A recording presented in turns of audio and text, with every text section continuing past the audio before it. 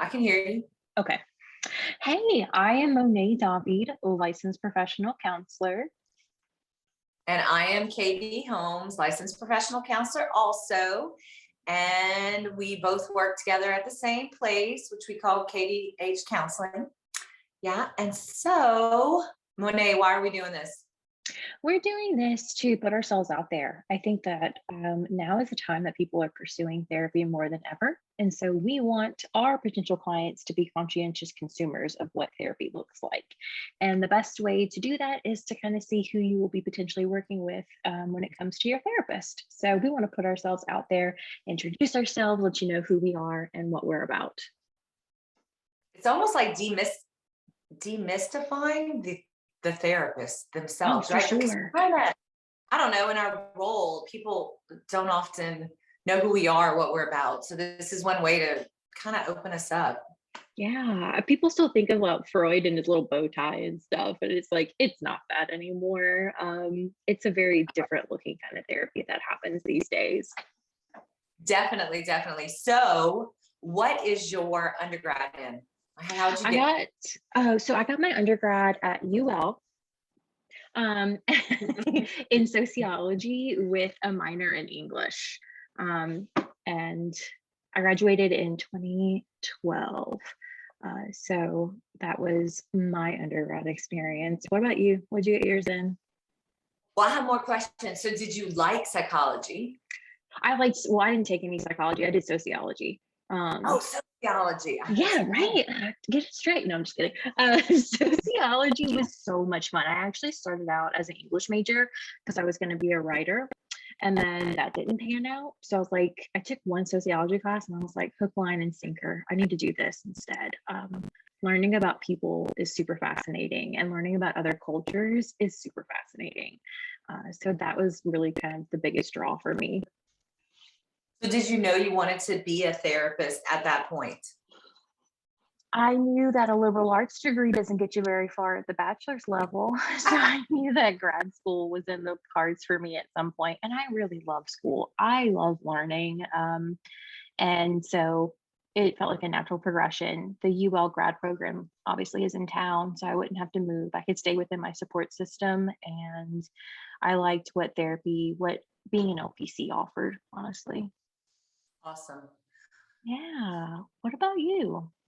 So, my undergrad is in anthropology. So, I was going to be an archaeologist. Yeah, I was going to dig Mhm. up stuff, because I love that. Like, I Little love Indiana digging. Jones. Yeah, I do. Finding little artifacts. People are like, this is trash. What are you excited about? And it's Mhm. just so much. I don't know. Yes. But working in that was not fun. So No. then I went back to school for counseling.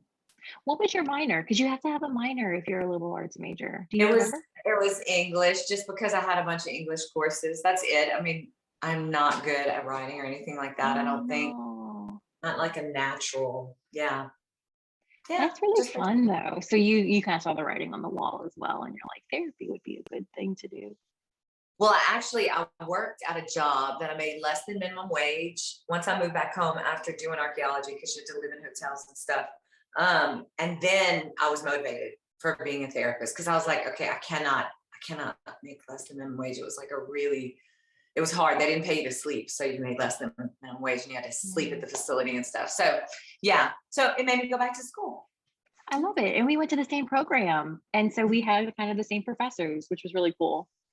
Definitely, definitely. Mine was like a long time ago. I'm not gonna say the year, but it makes me feel old. But yes, we had the same professors that I loved. You had a lot of newer ones that I didn't get, but Yeah, I still love those professors. They're good. it's a good program. And I think we're better for it as clinicians and as people. Definitely. So what are your specialties? Like now that you're a therapist, what are the things that you get excited about? I get excited about working with young adults. I love that population so much. you're on the precipice of learning about yourself and what you're all about and what you're going to be and what you're going to put out into the world. And I love helping people figure that stuff out, answering those questions. And then to get even more specific, I love working with the LGBTQIA community. By the time this comes out for people to see, the acronym may have changed. So acknowledging that language is a living entity. But I try to stay up to date with all of that and be the best. I don't want to say server, but server doesn't sound right. I want to be like the best facilitator for people who are trying to make sense of this crazy world that we are living in. I love that. And you definitely teach me a lot about like terms and the way to discuss certain topics and how to explore. Like I'll go to you for stuff like that because it does change a lot. It does. And you stay all that knowledge, which I think is really, I think it's wonderful. It's Yeah, I needed. think it's an active thing. It's just kind of staying up on stuff, which I feel like I come to you for all of your specialties and the things that you really enjoy doing. So it seems like a very symbiotic relationship that we have. Yeah, I like that. Definitely, Too. definitely. Keeps us learning, but I think we both value learning. We do. And I mean, I think that's a big facet of this profession. We have to get 40 continuing education hours every 2 years. And I know we always go beyond that. Like we're overachievers in that regard, but it's a profession. When you're working with humans, humans are constantly changing and evolving. So it behooves us to change and evolve with them and learn as much as we can. That is what I love about our job. That's Uh, one of my favorite parts. Yeah, that it is continually a changing process. We just keep moving and evolving and learning more. I love that. Tell everybody about your specialties. I'm so excited to talk about them. So I love OCD. OCD is one of my most favorite things to treat. There's definitely a shortage in our town of people that are competent at working with it or that are trained in working with it. And it needs to have a specific approach just because we can become a part of their loop, which is the whole thing. But yeah, so I love OCD. I love compulsive behavior. I mean, I know you like overachievers probably Yeah. because we are one, but we are part of that population. And I love perfectionism. It all kind of falls into that OCD like realm. Like they're Mhm. all kind of similar. And I love social anxiety. My clients that are like quiet and introverted, those are some of my favorite people to Well, work and with. I love going to you and kind of getting tips and tricks and skills that I can bring into my own sessions because there's a lot of overlap with that in the people that I serve. And I love how you put it like you get results, like there are tangible results from this work, which sometimes therapy doesn't always provide. So it's really gratifying when they work with you. Well, and I like the when we process, I like trying to figure out because I get so black and white.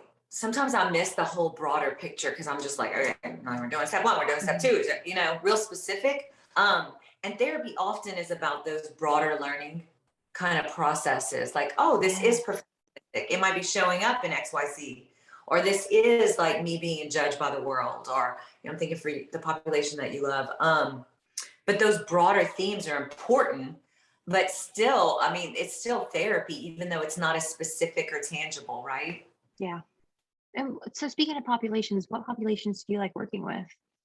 I specialize in probably I'll see almost anyone that has OCD. When they're too young, it's really maybe not for me. But if Mhm. they were like 12, 13, and like able to do the process that I use, I would see them just because I feel like it can be done with anyone. But typically it's like adults and some young adults, but it's adults and some teenagers.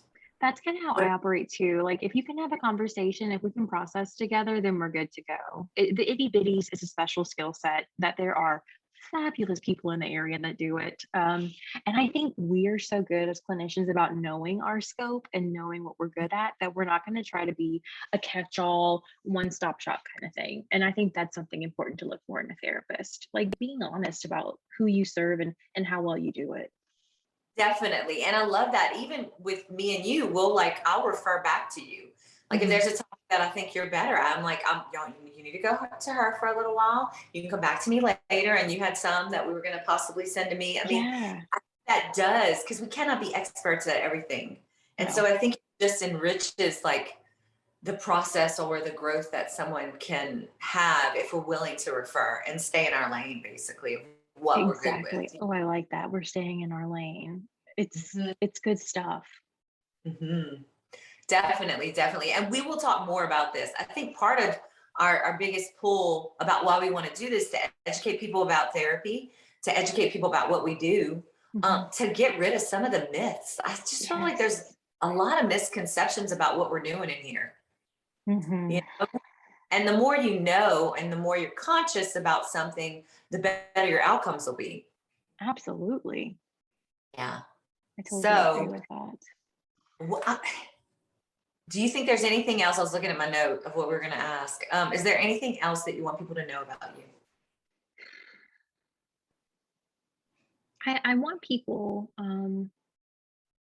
to know we kind of talk about this a lot that therapy is a lot like dating. There's got to be a certain level of compatibility, and to not get discouraged if the first or second try at a therapist isn't a good fit. It's just a matter of continuing the process of trying out therapists. So I think that's important for them to know. So, Monet, what are the quirky things about you that you think people should know? I think people should know that I have an unhealthy obsession with my cats, which is why they're in the background right now. And For I try real. to like, I try to bond with my clients about their own cats and other pets that they have. I also really enjoy like horror movies and pop culture and anime and any kind of dorky stuff that there is to be had. I'm also training to become a sex educator. So I think that's really interesting and it's been a lot of fun. So I think that's my quirkiness in the nutshell. I love that. I like the sex therapist thing because we need people in town that do that, that are trained in that. Yeah, definitely. I agree. That was kind of my motivation for pursuing it at all. Love that. Yeah. What about you? So I am a bike rider. Everybody knows this. If you see me on social media, I typically am posting stuff about my bike because it makes me really happy. My fiance calls it a death trap because I clip in and I wear spandex. I'm one of those crazy people. And when you are one of those, you don't even notice how weird you are because you're just used to being that way. I wear the helmet, the whole thing. But I love that. I love adventure. I think that's why I love my job, because it's adventurous. You never know what Yeah. you're going to get, kind of where you're at, where you're going. Um, and I'm trying to think what else. You have two My cute last, dogs. See, I'm bonding oh, with you about your pets. yeah, we do. My dogs are so bad. Yes, I love my dogs. I They're love my really dogs. cute though. Thank you. They are. They're very cute. Very cute, but don't be deceived by that their cuteness. The insanity of having pets. Mhm. Also, I'm trying to think if there's anything else. I'm hyperactive. I'm always doing something. People don't know that about me in here because I come off as very calm, but in my life, I'm like all over the place. Um, Sometimes Sarah will tell me that, like, whoa, you should, because I'm so much. But the point of this is just for you guys to know that we are human. We want y'all to understand that we have our own struggles. We're people. We have our own likes, dislikes. And just because we're a therapist and we know doesn't mean that we don't struggle. Yeah. Sometimes it makes us even more aware of the struggle because we live it so much in our office. So you can't help but see it in your own life. Mhm. So we hope that this is helpful. That's the point to all of this. Any closing thoughts, Monet? I think people should tell us what they want to know. Give us ideas of things that we could talk about that would be helpful for you. Definitely, definitely. And we will try to cover it. And if it's not something that we can talk about because we're not experts in it, we'll find someone who can. Exactly. I love that. Okay, we look forward to this. Bye.